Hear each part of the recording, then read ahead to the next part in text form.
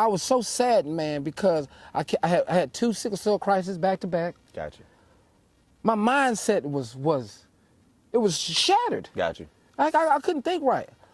And so, man, this time, I'm not messing with the knife. Okay?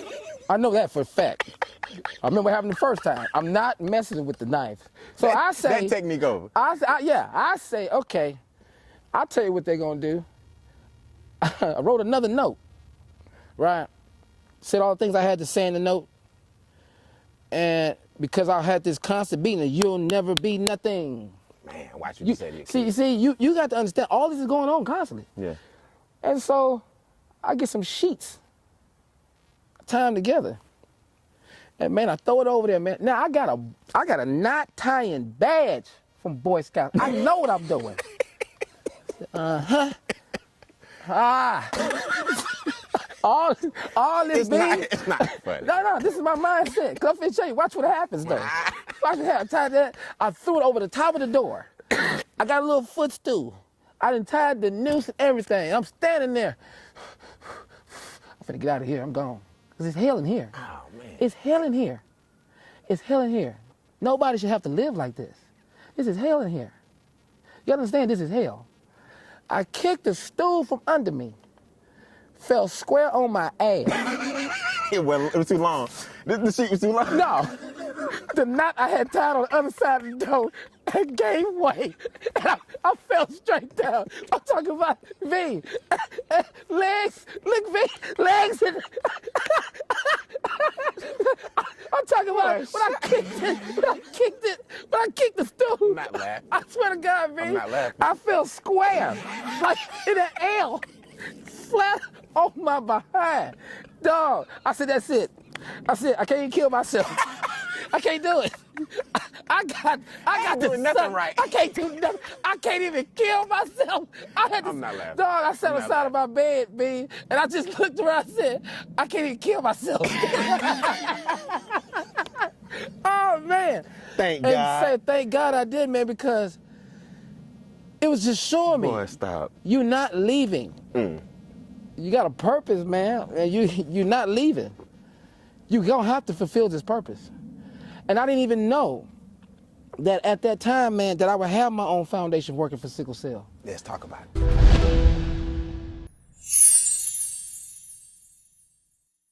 So here's my first question, and this is the main question of the entire Instincts PONDCast. What is arguably, because we have a lot of them, the most challenging thing in life you've had to overcome, and how did you overcome it? The most challenging thing I ever had to overcome in life was making it to the next day. Wow. Elaborate on that one. Yeah, man. See, man, I was diagnosed with this disease called sickle cell. A lot of people take life for granted.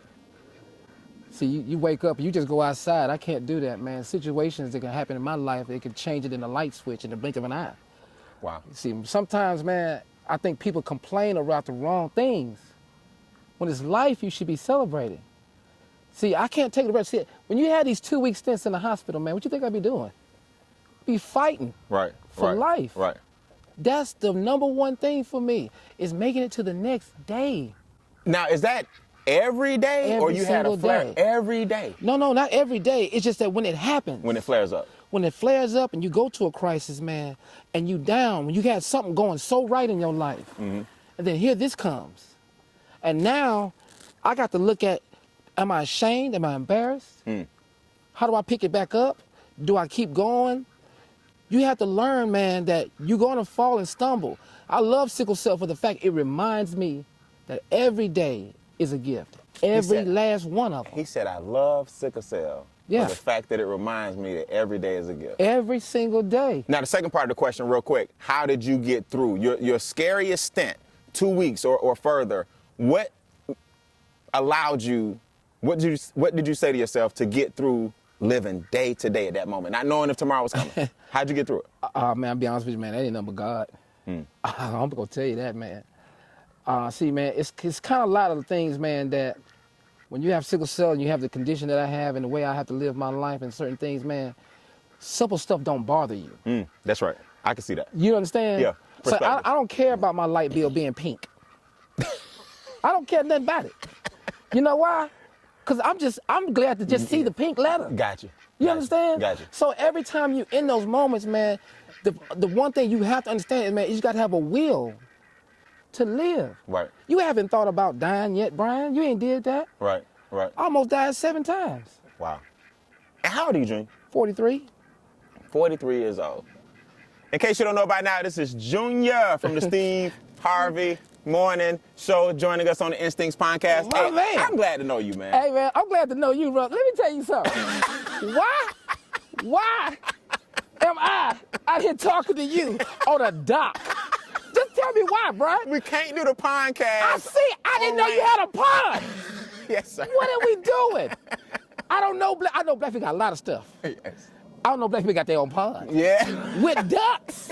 Well, here's the thing, man. So for those that don't know, this is what's so funny about what he's saying. Junior has been here before. Yeah. But Beane Acres is 20 acres of fun. I didn't know that. And he didn't make his way back here to what we call the 50-yard line on the pond. So when we said we coming to get you, he called and said, I said, let me know when you get to the dock, or let me know when you get here, and I'm gonna have somebody come get you. And you said what? Come get you from where? Yeah. I said, wait, where they coming from? So I'm just standing up there. I'm like, well, maybe they're coming out the house. I don't, I'm right there. I looked at the street. Right. I said, they ain't coming that way. So I looked back and said, well, where is they coming from? And out of nowhere, Quanta comes around on a, what is that? That's a golf It's cart. Called a lifted golf cart. Lifted golf cart. She comes, picks me up and said, come on, where did you come from? That's all I need to know. I didn't even know. Yes, sir. Now Yes, sir. she drives me around. And I said, what is this and why? Man, I'm from the city. Right. Y'all ain't got no pond downtown. Dog, ain't no pond downtown, dog. Ain't none. Dog, I'm just trying to figure out why am I on a dock.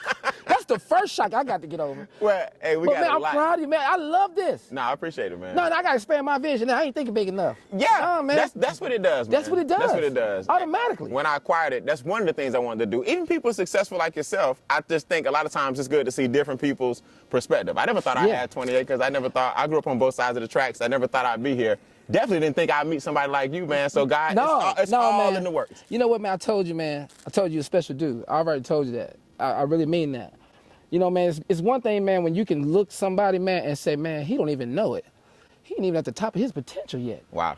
That's what's scary, Brian. See, that's what I get scared of, man. I look at you, man, and I see all the stuff you're doing. Like even this podcast. What we gonna do next? What we gonna do at the Atlantic podcast? What we gonna have next? Because we doing the pond right now. We doing the ocean Oh, cast. no, the ocean cast? Yes, sir. I promise Yes, you, sir. man. Yes, sir. Because I look at people like you, man, and it's special, man, to keep a person like you because you got vision. That's one thing that a lot of people miss is that you have to see it. Yes, sir. The vision is necessary. You know, everybody sees, well, I had no idea that when I started doing stand-up that I would be successful in it. I just saw it. Right. I had no idea. I just saw the vision. Right. Now, you thought I thought about radio when I started telling these jokes? Probably not. No. You thought I'd be sitting next to Steve? You thought I was? No, not in a million years. Didn't see it. I just saw myself successful, though. That's right. And then it started coming together. And then when you have those moments and you got the vision, then now that's 90% of the battle is the vision. That's right. And once you get the vision, man, stuff will start happening that you already thought of. Well, we're gonna talk about that because you had to have that to get where you are. But I'm sure there was a point in your life where you didn't have that vision. I know a little bit about how you grew up. I know some of the people you hung around. I've seen your text threads. And so you didn't have that vision. No. But I'm gonna make a pact with you before we go backwards. Okay. Because the format of the show is we're gonna talk about what you're doing now, and we're gonna work backwards into how you got there, right? Gotcha. I want to make a pact right now. What's that, brother? Since you're so enthralled and enthusiastic about the podcast. I can't get over it. Okay, so how about this? This year, my architect is putting together some plans. You see that hill over there? You see how it slopes down? Yeah. We're gonna use the land and actual tree trunks as seating and backing, and we're gonna use nature to build an amphitheater in the land. Shut up. I'm gonna build Shut up. Hold on, let me tell you the vision. That's your man? Because we talk about making vision. That's me. That's you. Okay. We're gonna build a bigger dock and a gazebo out to the center. Okay. As a speaker, I teach people how to monetize their message. This show is being sponsored by monetize your message. That's where we turn your trials and tribulations into celebrations and show you how to monetize it. I'm going to train people here in the pond while they sit in the amphitheater. But I want you to come do a comedy show here at Beane Acres. Boy, you ain't even got to pay me. I'm coming. I don't even need the check. Just let me stand out here and tell jokes around ducks and beavers. And boy, I swear to God, you're going to love this. Yes, sir. I will do yes, that. Sir. Absolutely. We on record. You heard it first. Yes, I will be performing at Beane Acres. I'll tell them myself. At the Beane Acres. We're going to have a Beane Acres comedy club. I'll tell you right now, this is going to be the best show ever because I ain't never did it on water. Look at God. Put me on water telling these jokes. Boy, I'm doing it. Hey, man. I'm doing it. I tell you this all the time. All right, so we're on record. He's coming back to Beane Acres. I'm coming back to the show. When I build an amphitheater on the hill. I'm doing it. When I have the dock expanded on the water. I'm doing it. I'm going to have some kind of fountain. You know, we gonna make it work. Ludacris live right here.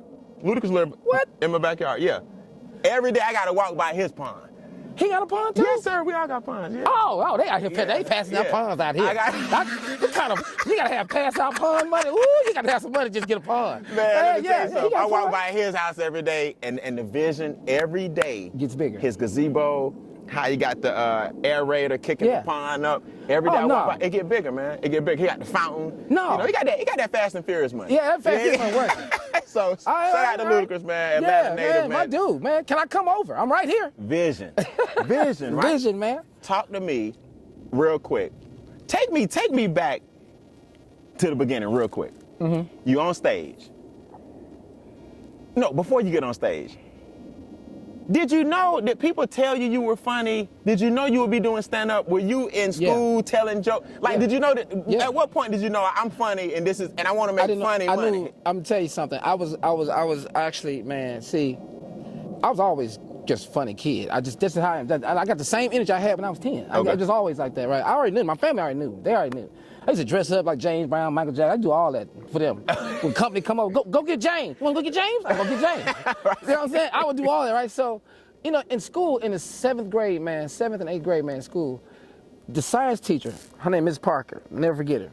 She used to allow me on Fridays, if the kids did that, we passed the test on Thursdays in science class, she gave me the first 15 minutes of class to tell jokes. Come on. Yeah. Your first audience. Yeah, man. 7th grade, you like 12. Yeah, that's what I was doing. Yeah. Shout out to who? What's her name? Miss Parker. Miss Parker. Mrs. Parker, she probably passed now. Right. Man, I'm telling you, she gave me the opportunity. She never stopped it. That's crazy. Because when I would read as different people. I would never read as me. Right, characters. Yeah, I would read as different people. I'd read like Muhammad Ali. I'd be, take the oxygen. Right. All that. I was just doing that. Right. Bill Cosby, all of them, man. I was just reading as people. I'd never read as me. Are the classmates laughing? Yes. They laughing? They love it. Okay. And that's what it meant. So then, I know I was going to be a stand-up when I was 14. Okay, 7 years later. 2 years later. 2 years later. 7th grade, now you're about to... I'm a freshman. Yeah, I'm a freshman, man. And I remember God whispering in my ear, that's what you're going to be doing. And I looked over there and it was gone. And that's how crazy it is, man. Loud and clear. Loud and clear. It wasn't even a muffle. That's what you're going to be doing. Wow. And do you know, man, I was going to school to become a mechanical engineer. I don't know why, just because my family told me I was going to be an engineer, and I wasn't happy. Yeah. I'm going to tell you, they tried to force that on me, and it just didn't make sense for me. I wasn't even mad, Hold on, real quick. Yeah. There went the questions. So guess what we about to do? We about to talk it out. We about to talk it out. Everybody know I throw my cards, and there went the questions. Now here's the good news. Here's what I've learned. Just that, man. They float. They don't sink. Yeah. They're gonna float over there, and we're gonna grab them. That's all good. I can't pollute my own water. I'm telling you, man. There went the questions. It don't even matter, man, because talking to you is like water anyway. No, that's good, man. Yeah. Well, I'm glad I got a good memory because I did memorize the questions. And one of them was, it's kind of, I was going to ask this ironically, and God said, look, you got to memorize, you don't need these. Yeah. You said he whispered in your ear, that's going to be you. Who were you watching? Who were you watching? Martin. Martin. Come on, man. That's my favorite. Come on, man. I was watching Def Jam. Before we get into Martin I was watching Def Jam. The funniest Martin to me. I love Martin. The respect he need, man. Man, Martin, man, I'm telling you, man. He go like this for me, man. I love Richard Pryor because I was watching Richard Pryor when I was a kid. Right? Give me the Mount Rushmore. Give me the Mount Rushmore. Oh, man, it's hard to do that. I know. Oh, my It's gosh, barbershop man. talk, man. You got the Mount Rushmore rappers. saying. You got the Mount Rushmore of the NBA. Yeah, you got comedy, man. Comedy. It's because it's just, man. See, my comedy. The way I look at comedy, man, I look at everybody, man. It's hard to do. It's hard to put. It's just hard to put four up there. I mean, please, man. You gotta understand. That's not the jokes. It's what they did with their careers. Yeah. Like man, like for Eddie Murphy when he did Delirious, did you know Eddie Murphy was only 21 years old? He was 21 years old. Dog, and he let you know that at the end. Yeah, I'm just telling you, man. He's 21 years old. 21 years old, man. Touring like that. It's packed out. Packed out, man. You know, Richard Pryor, man. I mean, the reason why everybody loves Rich, man, is because of the honesty and making fun of his own life. That's crazy. You know what I'm saying, man? Yeah. You know, like, there's so many, man. I mean, I can't even tell you. It's just hard. Like, man, I'm not saying because he's my boss, but watching what Steve done, man, it's like talking to one of my regular family members. Wow, that's dope. You know what I'm saying? Yeah. Because I watching like what Martin did, man. He shook it because you so crazy, man. You don't understand. That was the one for me. You didn't know he was crazy, deranged. anytime somebody tells a joke and it becomes part of the pop culture, man, crazy, deranged. Yeah. Oh my God, man. Yeah. So, man, you know, like, it was just good, man. I mean, even when I met Martin, man, it was, you know, I did it, you know, Martin launched First Amendment. That was the first time I met Martin. Really? Yeah, I did Martin launched First Amendment, yeah. I did Comic View 6 years, Martin launched First Amendment. So, wait, help the people that don't know. That was the name of one of his, like, You So Crazy? First Amendment was one of his initial? It was like the follow-up to Def Jam. He had all these other comedians. Oh, that's right. And he was kind of producing. He was producing it. Gotcha. He gave us a stage. Opportunity, yeah. Yeah, he gave us an opportunity, man. And, man, I met him, man. It was like, man, I almost cried, dude, because I couldn't believe. And he was so cool. He's like, yo, man, I'm telling you right now, that was crazy, man. Yeah, because I heard a lot of people in the DMV area, Martin's up there in the Baltimore and all those areas, they said off stage, he's really quiet, He's really reserved. quiet. You know, He really people think comedians supposed to be all the time laughing. No, He's just really, they say he's really quiet. No, he really is quiet, man. Yeah. He's really quiet dude, man. And I'm telling you, man, it was just like, you know, so that's because when I was coming up, that was who was on TV. Right. Yeah. Like when other people was coming up. He was dominating, man. He was dominating. How you got the Martin Show on Fox, Def Comedy Jam? You got two of the highest rated shows. Yes. One on national TV, one on cable. Yeah. You know what I mean? And to this day, man, when I hear the Mount Rushmore, a lot of people don't mention his name. I don't know why, man. I don't know why. Now, don't get me wrong. You got your Chappelle's. I mean, you looking over, man. You looking over $1 billion in box office. Man, you I went to crazy, see him man. live at the Fox. They played a montage. Sometimes it's like when you see somebody in concert and you hear all their songs, you forget how many hits they had. Right. When they did Martin's 2-minute introduction, bro, it took a whole 2 minutes, which is a long time. That's a long time. To go over. Come on, everything. Oh my God, man. I'm telling you, man. Bad Boys. I mean, I can't even. He's undervalued, man. Man, not in my eyes. Yeah, mine either. Not mine, man. Mine either. I'm telling you right now, man, I'm just telling you that because he was on TV when I was growing up. That's how he became my favorite because I watched him. Right. You know what I'm saying? So, yeah, I don't know what they talk about with Martin. Martin is, can't nobody argue Martin. So give me this. You mentioned, I'm not saying it's your Mount Rushmore for the record, but you mentioned Steve, you mentioned Eddie, you mentioned Pryor, you mentioned Martin. So these are people you've mentioned. Give me one more that you would mention right now. Bernie Mac. Can't tell you, man.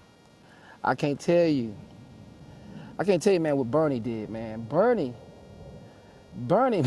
pretty much bogarted his way on TV. I loved it. He bullied his way. Remember we was watching Kings of Comedy. Bernie said, I ain't got no show.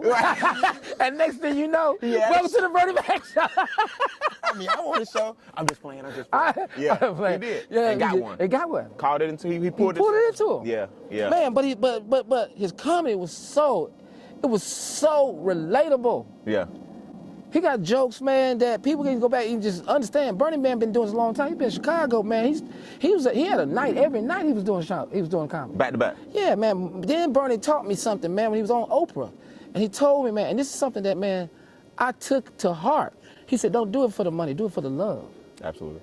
Yeah. He said, "If you do your craft and work your craft, the money will come. It'll never get old. It'll never get old, but the money gonna come. Yeah. If you do what you love, the money gonna come. You doing what you love to do, money coming. Yeah. Oh, absolutely. Dog, we sitting on a pump. You think money ain't came here yet?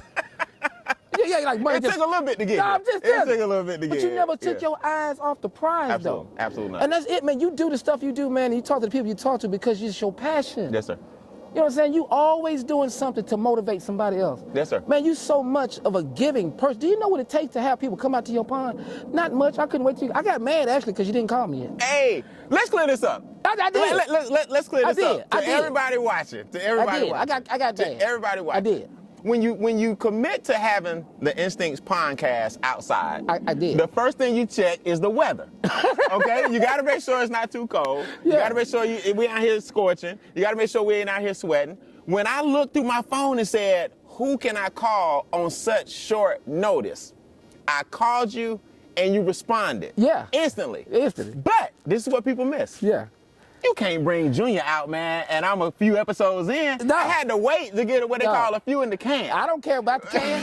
You can kick the can down the street. I was just mad at the fact I kept, because you know I'm on social media. I see this. You see this. I see that. I said, oh no, he not. And I didn't know that was here at your house. Yes, sir. I just thought y'all was setting up somewhere. I said, oh man, he can't call me yet. Oh my God, what is he? I want to be a part of this. Yes, sir. And now I said, you took too long. Yes, sir. If you yes, sir. you had one person, I should have been two. That's all I know. Well, man, I'm glad you came. Yeah, man, I'm glad to be And here. I got a lot to talk to you about. Go ahead, bro. Let's go back to the beginning real quick. So, 7th grade, then 9th grade. 7th grade, you said comedy. 9th grade, you said stand up. Yeah. You start getting who mentored you? Because I think a lot of people miss this. Stand up is a lost art. Telling jokes and making 7th graders laugh is one thing. But getting in front of a room of people who have paid, and they got that pressure on you, like they gave you their hard-earned dollar. Yeah. How did you know that stand-up? I know God told you, but when did the people, when did the community, when did the clubs and managers start calling saying, you can hold this microphone and people will pay to see you? When did that? Take me on that journey. So I started a comedy club called Just Joking in Houston, right? Okay. I'm in college. I'm at Prairie View. I'm sneaking down here for a whole year. I'm like 18. I ain't even, I started when I was 19. But for a whole year, I just went down to the comedy club. Okay. I was sitting there, I seen everybody, right? Come through? Yeah, just seen them all come through, man. Like, saw Cat Williams, when Cat Williams was Cat in the Hat, and I see Corey Holcomb, I see Gary Owen, I see Lavelle Crawford, I see all these guys, right? They all coming through there back to back, all of them, man. Okay. And I'm just sneaking down here on weekends, and I'm going down here. Nobody knows I'm doing this. Wow. My college roommate was like, where is he going? I can get in the car, I come all the time. Are you skipping class? No. Oh, just at night? This is a weekend. Okay, weekends. Okay, got it. Okay. So then, man, October 30th, 1999, that's when I started. I was 19 years old. Grab the mic. Grab the mic. And bombed. I was going to ask you if it ever happened. It's got to happen at least once. Oh, yeah, it happened, dog. And bombed, because I didn't know what I was doing. You know what I mean? I wasn't funny. You just don't know the art. The art, got you. Rodney Winfield was in Houston at the time. From St. Louis. Rodney, that's how Rodney That's talk. how he talk. Yeah, Rodney. He just called me executive. He said, executive, I don't know why you quit your job to do this right here, executive. Everybody talked to him, man. He said, you got to be so stupid. How are you working for General Motors? I was an intern at General Motors. Okay. He said, you left General Motors and you started coming down here and tell these jokes. He said, that's the stupidest thing. I said, you don't want this life. Ooh. And Rodney mentored me. He helped me. Get it right. Understand. I went off on stage one night, man, just going off on the people, man, and Rodney said, that's the funniest you've ever been. Snapping. Yeah, snapping. No, I'm just talking about going off on audience because they wasn't laughing, they wasn't doing nothing. I got you. And I'm up there just cussing people out, everything, and Rodney's back there at the back with a glass of wine. He said, executive, that's the funniest you've ever been. Wow. And he taught me something. He said, man, all you do is own your truths and tell them. Got you. Instead of trying to force it. No, own your truths and tell them. And then, then I learned that there's a method. The thing that people understand is that when comedians come out there, you paid your hard-earned money. Once we get past the visual, once you get past seeing me there, yes, sir. You got to get right to laughing because they come in here to laugh. They don't care about your personal problems. They don't care nothing about what's going on. Right. They here to laugh, man. And then now you have to understand now, this is everything I do on stage is intentional. Nobody knows what I'm doing, though. Got you. I got you. Remember how you said that, man? I remember when you was talking about the ducks. The ducks look good on the water. But you don't know what's going on under that water. That's what I'm doing. Right. Got you. You don't understand. What lies beneath. Yeah. Yeah. You have no idea. By the time y'all hear the first joke, I'm on joke number 7 in my mind. Get out of it. You know where it's going. Yes. It's a story being told. It's being told right in front of your face. But in here, I know what's coming out here. Right. He's working at the same time. Right. But in here, I'm on joke number 8. Wow. See, I understand that there's 15 jokes to a show, 3 minutes per joke. He's 45 minutes. Got you. See, that's the part of the craft that young comedians got to learn that part. Got you. Hey, man, all I'm telling you, man, is that all these things were taught to me. The preparation, how to prepare, how to take a joke, how to start with the subject, and how to get to the punchline, how to tag. Okay, so let me ask you this. The new comedians, you mentioned them, that are coming out now. You see some of the guys that are now internet comedians. And I always hear old school versus new school. A lot of the old school guys don't respect the skits on Instagram and the skits on YouTube. What you think about this new wave of comedy? Oh, I'll tell you this, man. You like it? I mean, yeah, they funny. I mean, I like the skits Comedy's too. comedy, right. Yeah, it's funny. I enjoy them. But I don't judge nobody on no skit. Right. You gotta get here and get this mic. So you like, you can do that all day. How are you? I don't care nothing about the video. I laughed because it was funny. Right. I see a lot of stuff from people that's not even internet comedians on Instagram that I laugh at. That's funny. That's funny. That means nothing. What you got to do is grab this mic, homeboy. I got to see you up here. Because if it ain't gonna go well, I'm gonna let you know. Oh, I can't. I said, can I go next, please? Right. Can I please go next? Okay. Because I'm gonna say something. That's what all of them. That's how we all got trained like that. So stand up gets more respect. If you can grab a mic and make people laugh versus from me? From you, yeah. Yeah, from me, yeah. Because that's hard. That is hard. I know what it takes to do that. Right. I know what it takes to produce this laugh. See, you can't produce this laugh. It's like, that skit was funny though. Right. Well, we show that. Pull that skit up. You need that skit up there, right? You need to put that skit up there on the stage. The skit got the visuals, and but that stand up is just you and them. Do you understand that every comedian that you see on stage is a producer? We write it. We sell it. We put it. We visualize it. That's all we doing. We producing a show right in front of you. Got you. That makes sense. See, that's what they got to understand, man. See, that's taught to me too. But see, it makes it easier when I'm telling the joke, I'm setting up the joke, that I can tell you the time, place, and where it was and what happened. I got you. Now I can act it out like a movie in front of you. Then you start laughing. Now you understand. That's the method. Yeah. That's the art. Got you. That's what you have to understand. That's the secret. You can't, like somebody told me, man, somebody offered me something, said, man, you ought to teach a class on doing stand-up. I said, I can't do that. I'm not going to take people's money. You know why? Because you're either born with this gift or you're not. Yeah, I can't teach it to you. Yeah, I can't teach this. I got you. Because the way my mind thinks, your mind ain't going to think like that. Got you. That's it. Do you understand how much wrong stuff I have said that was still funny? It just been wrong. But you had to, you maybe had to pivot out of it. You had to have a gift of You got to know what you're doing. Pivot out of it. Got you. I've said some stuff I know was wrong. But see, that's how my mind works. Yeah. It's going to be wrong. And that stuff that people don't want to laugh at, I make them laugh at because I give you these eyes. Right. That's it. The vision. Get these eyes. And then you'll see, oh, okay, I see why this is funny. Well, speaking of saying something wrong, since God blew my cars off into the pond, I did memorize this question. Yeah. You said, speaking of something, saying something wrong. Has this PC culture and cancel culture, I've heard comedians argue about it. Comedy used to be the last art where you could say what you want to say. If a person was this, the stereotype was made fun of. If a person was that, the stereotype was made fun of. Has the cancel culture made you curve at all? I ain't change nothing. I'm going to tell you right now, you can't cancel me. God put me here. You can't cancel me. I'm not even that type of person, though. You're not edgy? Yeah, I'm edgy when I do a stand-up, but I'm just saying, like, I know exactly, I do more than just a show, man. I'm in here to show people, man, like we said, we over here talking about overcoming. Right, I got you. That's part of my show. I don't care nothing about cancel cultures and all this type of stuff, man. You know, yeah, the people that come see me, they're my fans. Got you. They know me. Right. That's all. So I don't understand, like, what people, I don't even do that type of stuff. I don't be on social media just trying to comment on everything that's going on.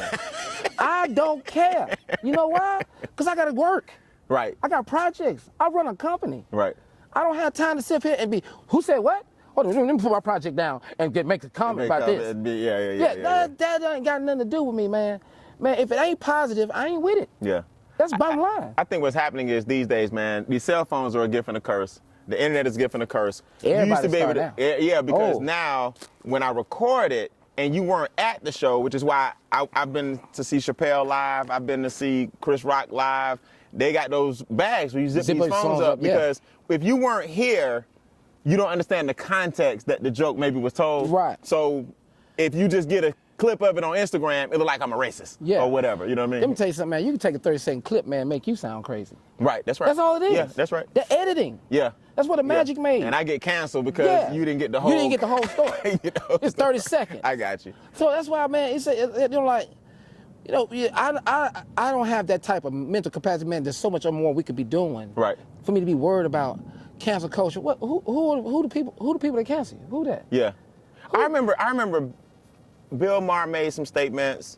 The young lady, Kathy Griffin, I think, made some statements. Yeah. And I remember when the cancel culture started jumping up. It wasn't at a comedy show. They was at work. Okay, there you go. You see what I'm so saying? There's a difference. Yeah. Yeah. Yeah. You just can't be on TV and say anything. You got sponsors. Yeah, you got sponsors. They're going to pull all the money out. Right. That's the difference. Right. You know what I'm saying? Now, at a comedy show, it should be fair game. It's fair. Yeah. I don't care. Man, I'm telling you right now, if you got little feet and you sit in the front row and I bring them up, don't say nothing. Right. Well, all the little feet people going to cancel me? Everybody a size 5 and under. I can't believe he said something. He said something about little feet. Why they flare? Yeah. So let me ask you this. I bring up Bill Maher, Kathy Griffin, for example. Is there a big difference between being a black comedian and white comedian in the industry? Absolutely. Yeah, big difference. Is it harder? No. What's the difference between? Let me tell you something, man. Comedy is comedy. Black people, you know the type of stuff we laugh at. Right. You know what I'm saying? We always laughing at pain. Yeah.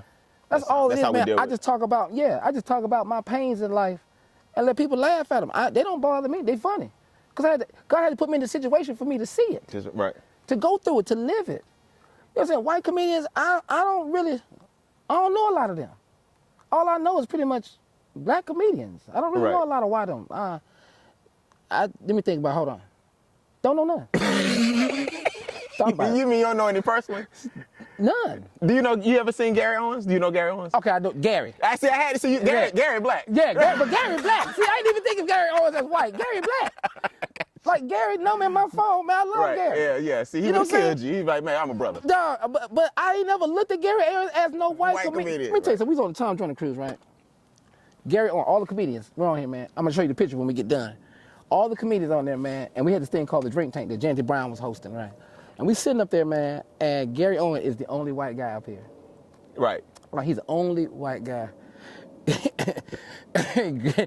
He said, what do you call it? He said, I want to thank y'all for allowing me to be up here amongst all you black people. He said, I feel like saying the N-word. Boy, man, don't push it. No, right. It was just so funny. Yeah. It was He's so one funny. of the few people that can get away with not even saying the word. He's not that type of person. Even going that close. He didn't, he was not that type of person. But it was just funny because he is the only way I got that can get that close. And he said, man, y'all make me feel like I want to say the N-word. The whole audience, man, we was all at the trip. I said, Gary's crazy. Yeah, man. So that's about. I don't even look at Gary as white, man. He's black in my mind. So let's get the young ladies their props real quick, and then I want to talk about your foundation. Okay. I want to talk about what you're doing now. I want to talk about how you met Steve. Right. Okay. Let's get the young ladies their props. Who's killing it right now? Female comedians. I mean, I listened to Kevin Hart's podcast, and a young lady named Zab. I forgot her name. Her name starts with a Z. Zainab. Okay. I think her name is Zainab. And she was brilliant. She was smart. She was intelligent. She was talking about some of the things that female comedians go through. I want to give females their props. Who's killing it right now in your book? Female comedy. I'm going to tell you right now, man, if y'all don't go see some more. If you don't go see Adele Givens. Okay. I'm just telling you, man. Basically the queens. Yeah, man. But, I'm just saying, they're not even the queens all on there. I'm just saying, if you ain't seen her lately, right, you got to see her now. Now, okay. I'm just telling you, man, Adele Givens, golly, man, gave me a headache. I'm talking about she gave me a headache, man. I mean, there's so many of them out there, man. I love watching the female comedians, man, because now you get to see life in a whole different fashion. Like, it's not that they ain't going through life like us, man, but I'm just saying, the female perspective about how they feel about dudes. Yes. That's what's so fun, man. They're educated. I don't know why y'all fellas out here think y'all running game. They know. They're telling it to us. They know. Right. They telling it to us. I've seen them. I said, that is brilliant. Oh my gosh, The way man. you can appreciate it. I can appreciate the art. Yeah. Man, it is very, this game of comedy, man, is, you have to be intentional. Because there's so much at the bottom you got to climb your way out of. Everybody says, where you been? What you been doing? Where'd you come from? What you mean where I come from? I've been out here the whole time. Gotcha. In their minds, Yeah. I've been out here the whole time. Yeah. Man, I'm telling you, man, see, I thank God that he brought me a long way, because I remember some situations, man.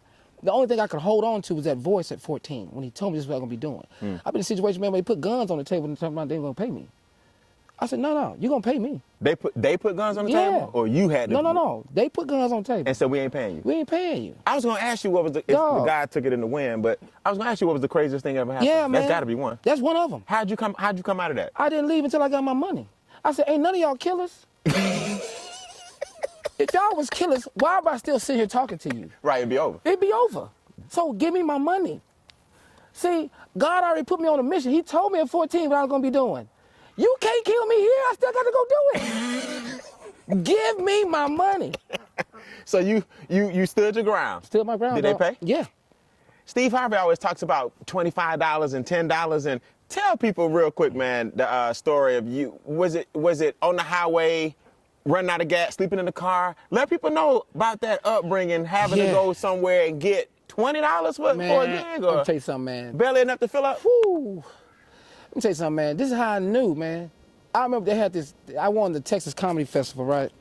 Right. All these comedians across Texas, all these into this comedy competition, right? And at this time, man, my tires on my car are bald. God, I'm talking about just about like your head, just bald. Okay, they own there. Right, they own the car.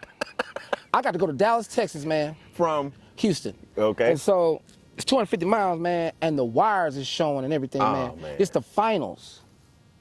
The grand prize, man, is $2,000, right? And the finals, right? It's 7 of us. It's 7 of us in the finals. Okay. And I love this story because you can't, when I tell you that when you got God's favor and purpose, everything lines up. I'm telling you, this is what happened. I got no money. I put everything in the tank, right? $25 filled up. I got nothing. I can't eat when I get here, nothing. Nothing. I got my outfit on, got everything on. I don't even have a hotel room. Right. You understand me? Right. I'm talking about I have nowhere to sleep. I've been there. You understand what I'm talking about? Yes, sir. Yes, so sir. I get up here, man, and we're in the back before the show to make it fair. They got numbers, they pass out the hat. You got to pick one. It's the finals. That's how the order you going? Yeah. Okay. We pick up, determine the order. Guess what number I pulled? 7. 1. 4. Middle? 4. Okay. You know why that's important? I need to know because I've been wrong twice. No, I'm just going to tell you why number 4 is I was important. wrong on both my guesses. Let me just tell you. Okay. That's 3 in front of me and 3 after me. Okay. I turned to every last one of the comedians in the room. I said, if y'all don't kill me, these 3 have no hope. That's all I needed. You mean the last 3? Yeah. So I'm talking the first 3. Right, they over there. Right. But I ain't even looking at them. Right. I told y'all, if y'all don't go out here and destroy this room before I get up there, I know who they are. Oh, okay, I got you. They're co-workers of mine. I've worked shows with these people. Okay, I got you. I thought you meant they're going after you. Yeah, they're going after me. Right. I said, because, see, 5, 6, and 7, they not going to get a shot. You understand? I ain't got no money, B. I ain't got nothing. Right. And you got to get some tires. I got to get some tires. I got you. Dog, it was so crazy when they said, we all know who the winner is. They didn't even vote. The whole audience said Kier. Wow. I got that check. Them fools wouldn't even come there and take a picture with me. But I told y'all. Right. I got intent. I told you. I heard the voice at 14. I ain't got nothing. Wow. You talking about God don't provide. Next morning, discount tires. You did make it back safe. Yeah. You made it back. Oh, no. On the tread. I'm sitting that discount tire and wait for them to open. I need a set of 4. Dog. I'm telling you. You won the $2 grand. I won the $2 grand, Was that your man. first big one? Yeah. That was your first big one? Yeah, that was my first big one, man. Okay. And I'm telling you, man, the importance of that was, man, I had nothing. Yeah. Imagine what you would do if you had nothing. Nothing, yeah. You got to get out there and give it your all. You got to give it your all. I had to produce this check. Yeah. Once I saw that God's favor said you're going to be fourth in the middle of the show. Oh, my gosh. I remember the lineup and everybody that's on that show. And all I remember, man, is that when I got on that stage, I'm talking about Pastor Freddie Haynes was one of the judges. Okay. I walked up there, I said, hey, Pastor, hey, Natalie, all the judges, everything. I said, Pastor Haynes, I'm finna be cussing. Just so you know. Just so you know. Started off with that. And, man, I went downhill from there, man, and the dog, all I had was 10 minutes. That was it. Wow, that was it. It was a standing ovation. I walked right back there. I said, I told y'all. And when the audience said that, man, they wouldn't even want to come on stage. They didn't want to come on stage to take a picture with me. Wow. And, man, so after that, man, I realized that I'm on the right path. Right. Yeah. That's all I need to know. I just wanted God to let me know that am I on the right path? Right. Am I doing what my purpose is? Stop. Don't kill me. We're going to resume the episode, but I got to pay some bills. You want the show to stick around, right? Listen, this segment was sponsored by Monetize Your Message. That's where I show you how to turn life's tribulations into celebrations. Let's face it, we've all been through some stuff. Some very traumatic, but the difference is you're making your life, which is the asset, become an investment, which is your story. And we take that story and turn it into a message, and we help people who've been through similar situations. Visit howtomonetizeyourmessage.com because your story belongs to you, but your message belongs to the world. Now enjoy the remainder of this episode. And he said yes. Yes. Okay, before we get to how you met Steve, let me just ask you this. I've heard this from more than one comedian because I love stand-up. Yeah. I mean, I've been going to stand-up. I've been going to stand-up since sneaking in clubs and not even supposed to be there. But that's how much I appreciate the art. You could do it. Man, don't get me. I'm trying to tell you, man. I've seen you. Get tomatoes thrown at me, man. I'm funny on stage as a speaker. Holding that microphone, everybody tells me that. Y'all ain't gonna gas me up. I'm not gassing you up. Throwing tomatoes at me. I'm not gassing you up. I've seen you. I can tell a few jokes. No, you got it. My personal experience. You got it. Man, I'm tell you something. You had me screaming. I remember. I'm a game changer. I'm in there, mouth wide open, head back, man. And you so serious. That's what sells it. I'll be dead serious. You be serious, man. Yeah, I'm serious. Yeah. Oh, man. But let me ask you this. I've heard professional comedians, more than one, say most comedians, I heard this from Steve too, have been through a lot of pain in their life. Yes. So stand-up comedy was their way of getting through Yeah. it. Would you agree that most comedians that are good at stand-up got something deep? Absolutely, because we didn't have money for psychiatrists. So that's my therapy. Really? Yes, man. He said a dark place. I think he said this on one of his stand-ups. He was like, I got this third eye. I don't know if you remember. Yeah. To me, the funniest thing he ever did was with T.D. Jakes. That God ain't through with me yet. I think that to me, man, that with introduction was of Jesus, funniest man. stand-up. The Michael Jackson story, bro. Man. And look, I'm gonna tell dressed people like Captain Crunch. Captain Crunch come out there dressed like Captain Crunch. Man. The little kid who didn't do nothing, but another kid snapped on his mom. Yeah. And she beat. Don't you? If you ever talk to me, bro, hilarious. I know that thing back. Yeah, man. But he said there's a third eye that comedians have because comedians have gone through a lot of pain. Yeah. Is that true? Yes. Absolutely. Absolutely, man. And it's funny, man, because you bring that up because that's so true. Yes, it is. It is like we do have a third eye, man. I see things differently. Images. I see situations. I know what makes them funny. Right. But the pain part is a lot of comedians' issues, man. There a lot of people, man. Let me tell you something, man. I do a joke about myself. This how much pain. Did we talk about pain? Yeah. All right, we'll just talk about this, man. Nobody knows I tried to kill myself twice. Serious. See, you still talk about pain, though? But see, when I say this, you know what I'm saying, man, you're only supposed to get one shot at it. I failed twice. Right. Do you understand? To be laughing, but if you say it a joke, then yeah, that's how you say it. Damn, Junior. Yeah, man. I tried to kill myself twice, man. Let me tell you what happened the first time. Should I be laughing? Yes, get ready, because I'm going to tell you. Let me tell you what happened the first time, It's man. not funny. No, let me tell you. This is my pain. It's fine. Okay, I'm over it now. I'm here. I'm here. Ain't I here? I'm not dead, bro. It didn't work. Yeah. Okay. Thank God. Right, for sure. And so, man, I couldn't take it, man. My parents were arguing every night. It was hell in the house, man. I used to try to stay out as long as I could. It would, yeah, just not even come home, right? So, man, I guess I'm leaving today. I'm done. I'm gonna write this note out. I wrote the note out. Then I go to the kitchen. I get the butcher knife. I'm finna go. I'm telling you, this is why you talk about comedians and their pain. This is the pain. Wow. As Lord would have it, the recliner was too far out. I tripped on the way back to the room. Mad. You understand? I'm mad now. I'm leaving. I am not gonna be here. Wait a minute, I'm you mad. had a knife in your hand? I had a knife in my hand. You said the recliner over the recliner? Yeah, I tripped over the leg of the recliner. Okay. The knife went up. I tried to catch it. I missed. I ain't had no shoes on. The butcher knife goes directly on top of my foot and falls over. It stabbed you? Yeah, falls over. Okay. Opens up a wound. There's blood everywhere. My mama came home and said, "What the hell is all this blood doing on my damn furniture? Why we gotta go get these stitches? What you need stitches? Why?" I couldn't even say nothing because I'm embarrassed until I try to kill myself. She didn't even care nothing. She didn't even care nothing about me. She just wanted to wire all this blood in the damn floor. Oh, wait, hold on. Oh my gosh. By no means am I making fun of. I'm making fun of this story. Yes. How old are you? At this time? Yes. 14. Wait a minute, and I knew you were gonna say something like that. Yeah. We just got the message from God to find our purpose. I hadn't got it yet. I hadn't got that message yet. Okay. I was about to say, how does a person that's so faith-based I didn't get it. I didn't get it, man. That's not a judgment thing. I'm just wondering how let me tell you something, man. Your belief is so strong, but that was your early. belief has become strong. Got you. See, your belief became strong because you've been through enough. Got you.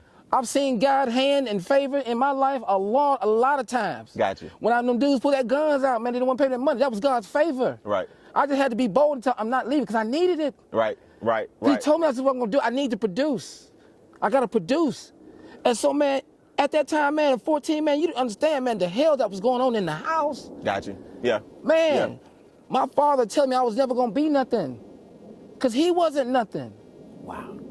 Do you understand the pain now? You're hearing that all the time. All the time. You understand the pain now? Yeah. I couldn't get my dad to come to a basketball game, but he'd be at every football game. See, he was, as long as I was running that rock, as long as I was scoring touchdowns, he was there. That's my son. Got you. But what about when I'm playing basketball? Got you. Those things matter. Those things matter. For what sure. about when I'm on this track? For sure. I ain't know you had it in your junior. You were all world. Yeah, hey man. Hey man. I did This my comedy thing. wasn't all. No, bro. You better do some research about this boy. I'm telling you. But man, I'm just telling you, man, that's the pain. That's crazy. See, you wouldn't look at me now and be like, I never knew any of that. No, I didn't. You wouldn't know any of that because, dog, I don't wear it on my sleeve. Right. I told you at the same time, I still got sickle cell. Yeah, then there's that. Do you understand? Yeah. That a lot of the pain I've had. Yeah. That's Do crazy. you understand, man, the things that I found out in the hospital with my parents and stuff? See, all that pain is there. I just found a way to make it funny. So, okay, so you, thank God, have one failed attempt. God took the knife out your hand. Yay, man. Gave you just enough pain to say you don't want this. Yeah. You don't want to do this. If I tell you, Beane, I fell over screaming, but blood is everywhere. Stupid. So And then my mama came home and started cussing and raising hell about this blood in her carpet. how long after the incident Oh, did she dog, bust she in? came in about 20 minutes later. 20 minutes later. I'm in the bathroom. I got my foot wrapped in toilet tissue. Do you hear me? I ain't got a towel because I can't put this blood. It's just coming through. It's just coming It through. ain't Charmin. No. You know good and hell well it wasn't no Charmin. It was sturdy. Okay, wait. You had one failed attempt. Yeah, You try again when? 16. What happens 2 years later? 16. He saved you again. Yeah, man. Once again, some things have changed. Some things have got gotten crazy. But now you got the message too from God. Yeah, I got the message, but you forgot. I ain't focused on that because I'm in here where you can't think. You know, my father ended up having another baby on my mom, so now you got that to deal with. And it's coming home, man, every single day, and that's all this talk is about, and the yelling and this. So I don't know why black people say when they separate, don't nobody leave the house. Yeah. See, my mama had my room. I slept on the couch. See what I'm saying? I gave my room up. They still together physically. Yeah, they didn't, all of them in the house. Nobody left. Yeah. And so, man, you know, I was so sad, man, because I had 2 sickle cell crises back to back. Gotcha. My mindset was shattered. Got you. I couldn't think right. And so, man, this time, I'm not messing with the knife. Okay? I know that for a fact. I remember what happened the first time. I'm not messing with the knife. So I say... That technique over. I say, okay, I'll tell you what they're going to do. I wrote another note, right? Said all the things I had to say in the note. And because I had this constant beating, you'll never be nothing. Man, watch what you say to your kids. See, you got to understand, all this is going on constantly. Yeah. And so I get some sheets, tie them together. And man, I throw it over there, man. Now I got a knot tying badge from Boy Scouts. I know what I'm doing.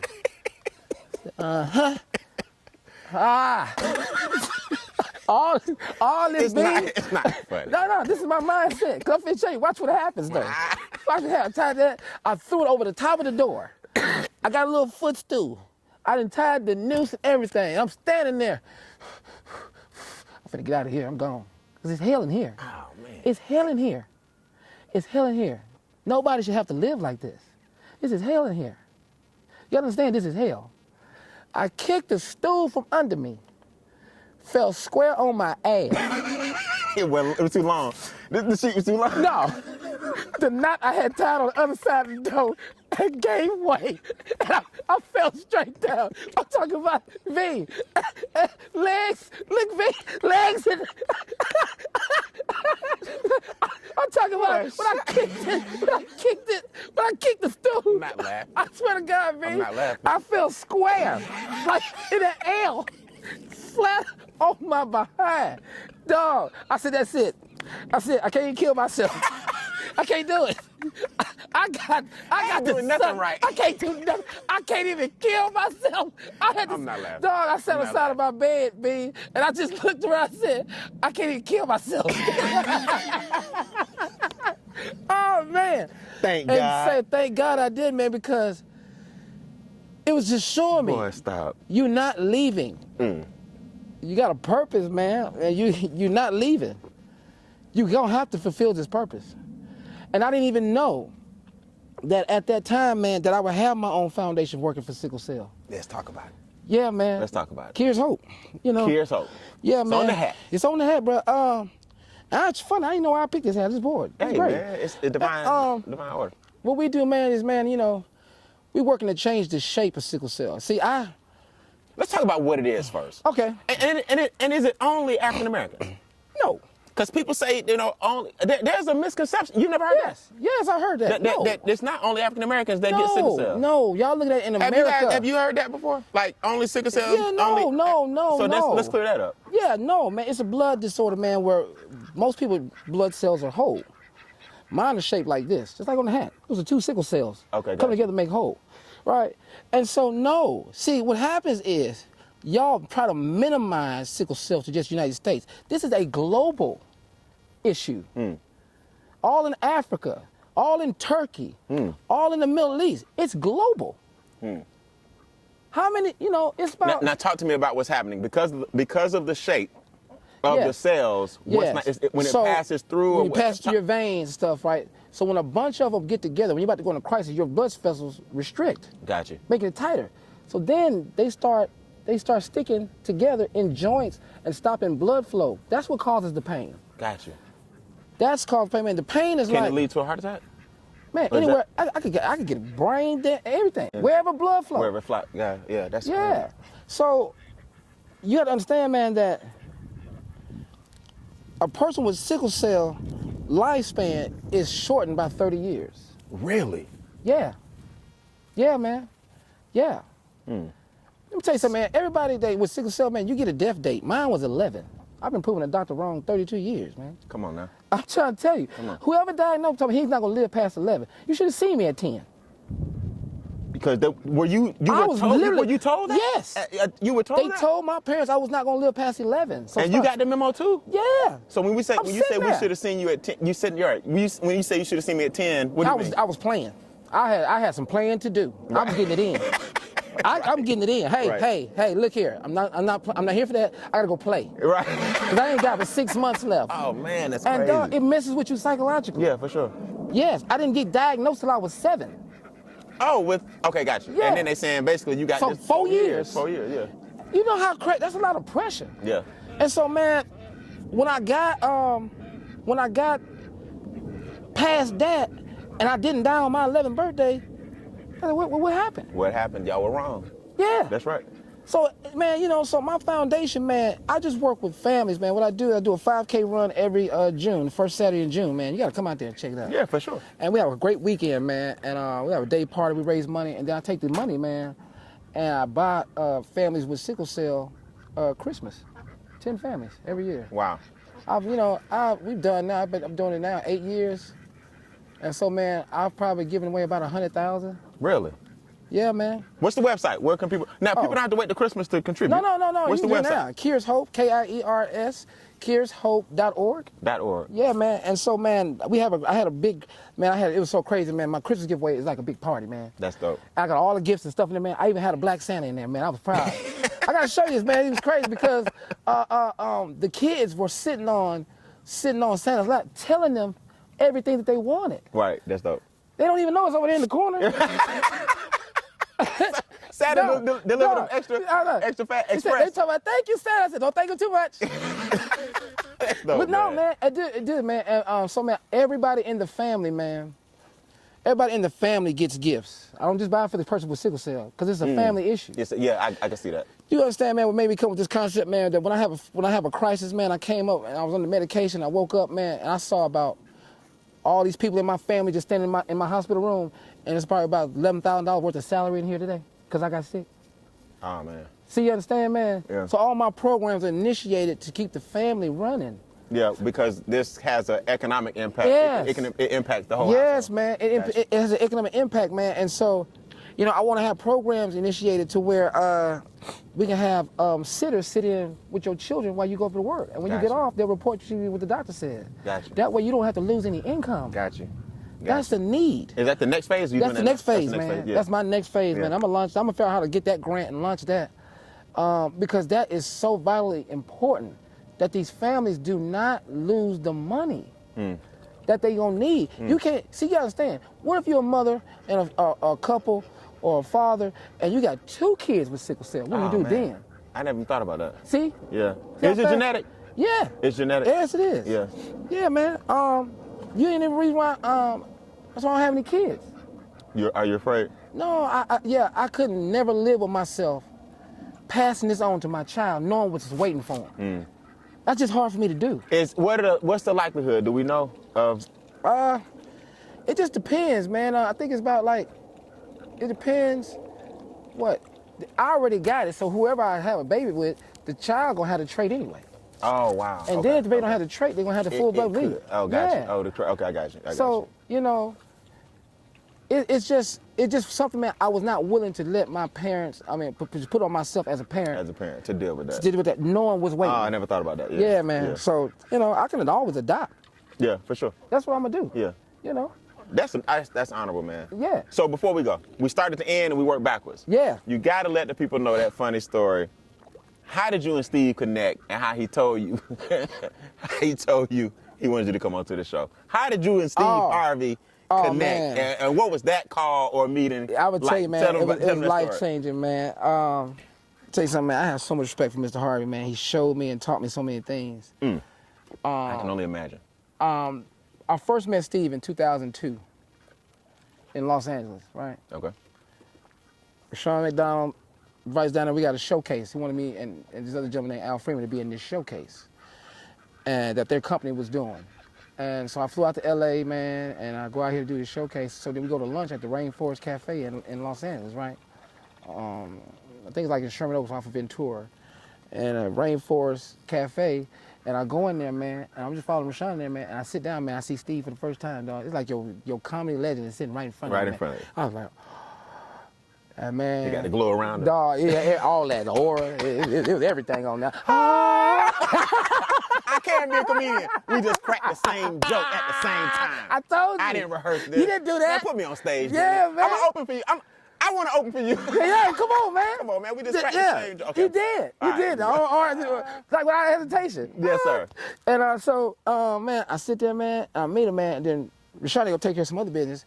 He just leaves me with Steve. I don't even know Steve. Just y'all two.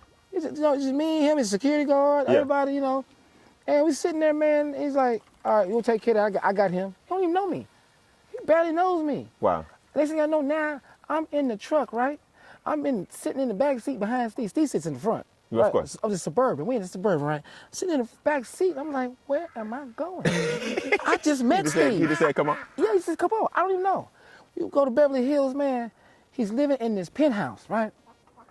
I'm talking about, dog, this was crazy, man. You got a private elevator. Come on now. Dog, he goes up in his private elevator, man, and we standing there saying, where are we going? I don't even know what we're doing here. I don't know.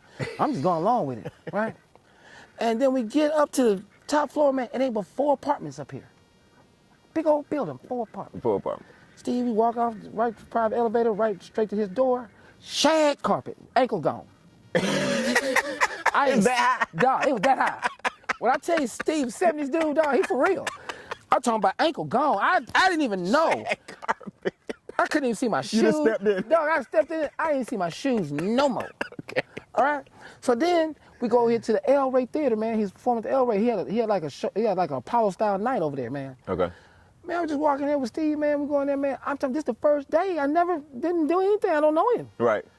So then, man, after that, man, we go to rehearsal and everything else the next day, and Steve saw I was singing, and he just said to me, he said, young brother, I'm gonna see you again. I'll see you again, bro.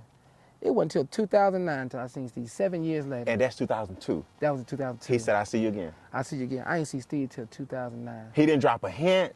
He didn't say, I've been watching you. He just said, I'll see you again. I'll just see you again, young brother. What happens in 2009 that why he call you? So I had got a couple of dates with him, right? Like 2008, he was on tour. He was just doing some dates and stuff. And I got a call. He's like, hey, man, Steve want to know if you want to come down to Miami and open up for him. And I was like, well, yeah, but who all said no? Because Steve Harvey. Right. You know how many names you got to skip to get to me? So you think. Yeah. That's how I think, right? So I do Miami. The next thing you know, man, the next week, hey, Steve got another gig for you, man. He want to know if you want to do Philadelphia with him. It's all 2008, right? I said, yeah, okay, cool. I do 2008, I do it. You know what I'm saying? Hey, man, all right, cool, man. Steve want to know if you want to do Nashville with him. I keep doing these dates with him. You understand? Steve is paying me $1,500 a show. A show. And you touring, now you're on tour. Dog, I ain't never made consistently. Yeah. Dog, them 3 shows, dog, I have 45. Yeah. Oh, you couldn't even, dog. Like, look at me, Brian. I'd look off. I wouldn't even look at you. The tires ain't ball no more. Dog. You got 2,000. I got, dog. A whole contest one man. time. But, dog, I'm just telling you, man, it's just like, I kept getting this gig, man, and so then I'm at home, man, and it never happens like you think it happens. We're not in no boardroom. You sitting at the end of the table and they slide the contract to you, and Nothing. None of that. I was at home. I had just a tank top on and some flip flops and watching some college football. Okay. That's all I was doing, man. And then Rashawn McDonald called me. He said, man, listen, this is per Steve Harvey. I just want you to know all this came from Steve. He said, I want to talk to you about your career. I want to talk to you about your future. Wow. That was a difference. We're not talking about a career. Right. We're going to talk about your future. Right. And he said, man, Steve wants to know, would you be interested in taking this job with him and being on the morning show, right? So now I'm shaking now. And here goes the crazy part, man. He asked me, he said, don't be ashamed. He said, man, how much money you was making a year doing stand-up? And man, I could have lied and said all kind of. He was Right. He's not you. Yeah, I could lie and everything. But he called me, told me, he said, man, I said, 35,000, right? He said, cool, I'm gonna double it. Just like that. Just like that. Gave me a contract for 70,000. Oh, we good now. Oh, all them. Oh, do you understand what I'm saying? Bro, your life just doubled. Oh, my life that doubled. But That's on top of that, man, everything that I had went through the 2 suicides. The father's comments. The father's comments. The jokes. Everything. The family, the trust, the guns being pulled, everything. The tires. The tires being balled. The shag rug. The shag rug, swallowed my shoes. All that, man, for that one day. That was 2011. And you've been on every morning since 2011? Yeah. That's 2011. And dog, you gotta understand something, man. I don't care what nobody say. I have had the test of time to where I don't even have to worry about what people think of me. That's right. It's more people love you than hate you. Absolutely. Just hate just loud. Hate just louder. Absolutely. Yeah. Absolutely. And so, man, that one day, and here's the great part. Look who my mentor is. Absolutely. Look who I get to work with. That's priceless. Let me tell you what happened, man. After I get the job, he's doing his final comedy tour. And guess who he take? You with him. Absolutely. He been taking you this, he took you this long. Yeah. 32 shows. I was the whole tour. So opening up? Yes. Come on, man. Dog, I was there in Las Vegas when Steve retired. With the white yes, tuxedo. I was there. Yeah, come on, check it out now. Dog. Come on. I was there. Look at the end of the tape, you'll see me talking. Yeah, for sure. Dog, I was there. I ain't know you back then, that's you. Yes, me, dog, I'm there. So listen, man, what I'm saying is that you're gonna have to go through some things that are gonna prepare you for the next step. The reason why he didn't put me on the morning show in 2002, because I wasn't ready. I didn't go through enough. But you never know who's watching. You never know. You never know who's watching. You never know, man. And the crazy part about it, man, is that signing that contract, man, meant everything. I didn't care about the amount. Man, I got so much to talk to you about, man. Dog, you're gonna have to come back. I'm gonna have to, man. But let me ask you this, real quick, since you did this. A lot of people don't know your writing credits. I know. A lot of people don't know writing, period, a lot of times is more important than actually being on stage. Man, Robert Townsend, some of these let me go ahead and cross my legs. You know what? I'm glad you asked, Brian. You sit here talking to a Emmy-nominated producer here, okay? Did I mention that at the beginning? No, you ain't mentioned that. I will. Let's make sure we put that at the lower third. Don't worry about it. You got an Emmy nomination. Yeah, man. For writing. For writing, producing. Yeah. Which project? Steve, the talk show. Oh, the talk. We didn't even talk about the talk show. Yeah, man. Dog, I went to the Emmys. Do you hear me? This same kid. 2 suicide attempts. 2 suicides is stupid. They couldn't tie his own. Then went to the Emmys, man. Do you understand, man? I've been there. Yeah. I understand my purpose. I understand adversity. I've been through it because when I signed that contract, all they said was, you did it for this, but I didn't know that I was going to go on tour with Steve after that. So now I got $70,000 for radio, and now I'm making $1,500 times 32. The first time in my life I ever made 6 figures. Wow. The first time. Yeah. That was the first time.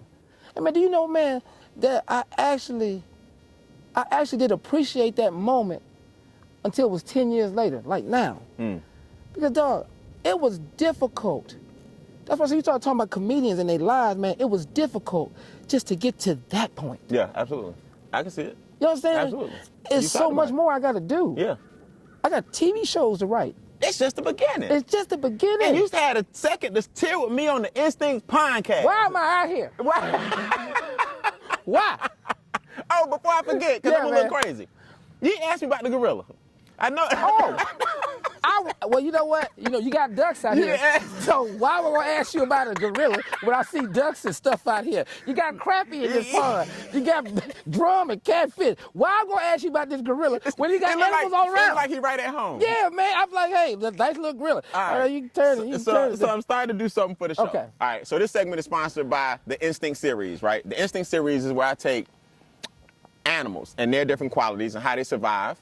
Right. And I teach you how to take those same qualities and put them into your life. You see Gotcha. me do it on stage. I see you do it. The ducks never get cold because they don't have blood vessels in their feet. Right. So they learn how to kick, look smooth on top, but below they working like hell. Yeah. And they are not afraid of cold temperatures in life. You have to do the same, blah, blah, blah. Right. All right. I also have done the silverback gorilla. Okay, talk to me about this gorilla. I was talking to my colleagues. For those who haven't seen the Instinct series, you need to check it out. Oh, I was talking to my colleagues. We had a debate last night. Silverback gorilla or a grizzly bear? Pound for pound, one-on-one. Who you got? Silverback gorilla or a grizzly bear? I'm going with this silverback. Thank you. You know why? Because he got thumbs. Yeah. I'll explain that later. Yeah. People talking about if the gorilla stand up. If the gorilla stand up, I'm telling you what I know. Yeah. The gorilla, if the bear stand up Let me tell you. and he can swipe, boy, please. Yeah. You must not something, understand. Man. Do you understand, man? I found out, man, that they have so much quick recovery, healing. Like they can cut their foot open, and then in a few minutes it'll close itself back up. Yeah. See, we act like it's gonna scratch us. No. You're right. Yeah. No, but let me just tell you How something, you man. giving it to the silverback? Well, let me tell you something, man. It's so crazy because I don't remember seeing a movie about a bear. I just ain't seen it. Oh, but everybody know who King Kong is, and that's just an overhuge silverback gorilla. That's right. I don't know. With qualities you couldn't imagine. Did y'all see that movie with that grizzly bear? No. No, he puts out forest fires. That's what he do. Yeah, that's what he do. Hey, man. So, man. The Instincts PONDCast. We going with the silverback. That's why you my man. Yeah, man. This last segment is sponsored by the Instinct series. Make sure you guys go check that out, man. We got 17 or 18 animals right now. We're going to show you how to tap into your instincts. I have been Brian and Beane. This is Junior from the Steve Harvey Morning Show. Nobody more proud of you than me, man. Hey, man, I love you, man. Appreciate it, man. Thank you for having me. Doubt. Why Maybe am Steve. I? Maybe Do I get Steve. to go back to nature? What are we doing? Now, getting off this dock is something different. You know we swim back. No. Nah. You see what I'm dressed as? Hey, man, do me a favor. Make sure you guys understand your message or your story belongs to you, but your message belongs to the world. It's a great day to change lives. This is Junior from the Steve Harvey Morning Show. Make sure y'all subscribe, review, download, and share this message, man. We believe that there's a lot more positivity in the world than it is negativity. It's just that you see the negativity more. Again, it's a great day to change lives, man. I appreciate you, boy. I love you. I love you, man. Thank you very much, man. No doubt, no doubt. Woo! That was fun, man. That was good.